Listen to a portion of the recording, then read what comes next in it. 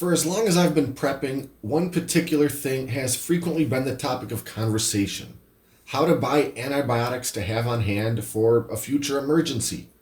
Generally speaking, you've always needed to get them prescribed by a doctor who has examined you and determined that you have an infection of some sort which needs treatment.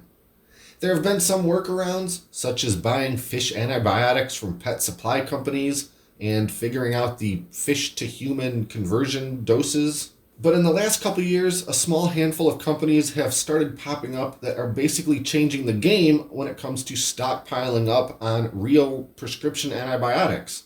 As telemedicine has become increasingly popular in the wake of the pandemic lockdowns and such, so has the prescribing of medications from a doctor who has never even actually met you. A while back, I did a video about one such company that offers a kit of antibiotics 100% online. And I've just gotten my hands on a competing kit from another company, and that's what we're talking about today. This is the Ready Pack Plus from Contingency Medical. Started by Dr. Tad Cowley in Boise, Idaho, Contingency Medical will send you one of their emergency antibiotic kits, and pretty much all you have to do is fill out a web form and submit your payment. Your info will be reviewed by one of their physicians and will let you know if they have any further questions before shipping the kit. For me, there were no further questions, and I had my kit about 4 days later. Now, I mentioned that I reviewed another company's antibiotic kit a while back. That's the Jase case from Jase Medical. And since Jase is the first such company and kit that I'd ever heard of, and also the first to really come onto the prepper scene, I feel obliged to talk a little bit about how Contingency Medical and their offering stack up. From an outside perspective, both companies seem to do pretty much the same thing: sell a kit of emergency antibiotics online. For me, the form submission and physician review process was nearly the same. Both required a photo of my driver's license to verify my identity, and one of their affiliated pharmacies filled the drug order, and my kit shows up in the mail a few days later.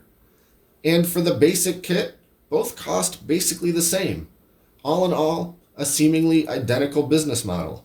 Even their websites and branding look pretty similar, all the way down to the color schemes and their generous use of these little cartoony people illustrations. And while on the surface they appear similar in almost every way, there's one key factor, as far as I'm able to observe, that sets Contingency Medical's offering apart. At this time, Jase offers a single product, their main signature flagship antibiotic kit, while Contingency offers 3 levels of kit, depending on what you need and or how much you want to spend. So let's get into those 3 kits a bit and see what they include. The lower tier kit is the Ready Pack. It contains 5 different antibiotics, most of which I struggle to pronounce. The middle tier kit is the Go Pack. It contains the same 5 antibiotics, plus a couple other prescription strength medications that can help manage symptoms of certain illnesses. I will mention that while this middle tier Go Pack includes these extra meds, it only contains half the number of tablets for 4 of the 5 antibiotics. I guess the idea is that you can treat more stuff, but probably only once. The top tier kit is the Ready Plus Pack. It basically contains the best of both other kits. You get the 5 antibiotics with the higher tablet count as contained in the Ready Pack, and you get all of the symptom control meds from the Go Pack. And since I know you're wondering, here's the price tag for each kit: $259.99 for the Ready Pack, which is basically the same as what the Jase kit costs for US customers, $279.99 for the Go Pack, and $299.99 for the Ready Pack Plus. So now let's take a look at the kit that I ordered. Again, this is the top tier Ready Pack Plus. It comes in a pretty sturdy hard-shell case, much like the kind of cases I've bought for transporting small electronics and such. So let's unzip it and take a look inside. I won't call this an unboxing video because I admittedly already opened this all up so I could use some masking tape to redact my personal information from each of the prescription bottles that I'm about to show to the world. My immediate impression when I first unzipped the case is that there is a ton of stuff in here. Though my second impression is that it kind of looks like a disorganized mess.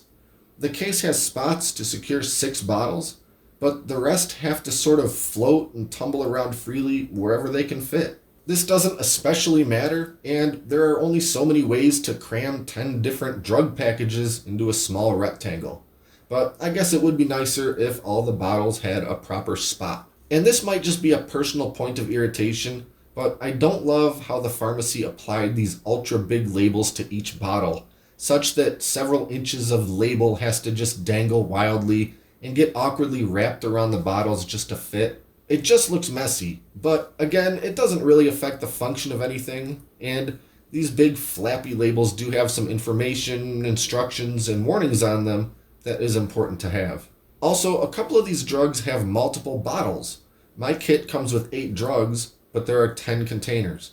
I don't know if I could just combine the duplicated bottles to save space in here, but I guess I don't care enough to mess with it. Also, in the case is this little booklet called the Antibiotic Field Guide. It lists a few common injuries and ailments and how to treat it, including which antibiotics to use. The rest of the booklet includes an overview of each antibiotic, including some common uses and warnings.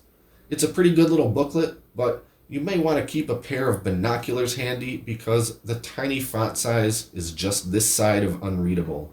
My shipment also came with this big stack of 14 printed out sheets that contain documentation on every medication I received. I love having all this information, but I pretty much have to fold and cram all this paper into the case if I want to keep everything together, which I do.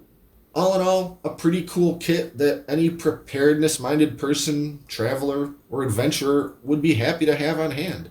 And while I didn't really set out to make this a comparison video, I would be remiss if I didn't share my thoughts on how this kit compares to the Jase Medical kit. I really like the hardshell case of the Contingency Medical kit versus the rather soft nylon case from the Jase kit. I can picture jamming this thing deep into a backpack or the big bin of stuff I carry around in my truck. This case is rugged enough that its contents aren't likely to get damaged. I think the general presentation and fit and finish is mostly comparable between the two, but I think Jase comes out a little bit ahead. Honestly, I think it's mainly a couple things. One, that tiny font in the field booklet, especially as compared to the little bit nicer reference booklet that comes with the Jase kit. And those messy, dangly labels. These are the two minor things that probably skewed my opinion on this one. And I do acknowledge that this is a pretty superficial critique, considering we're talking about an emergency medical supply kit.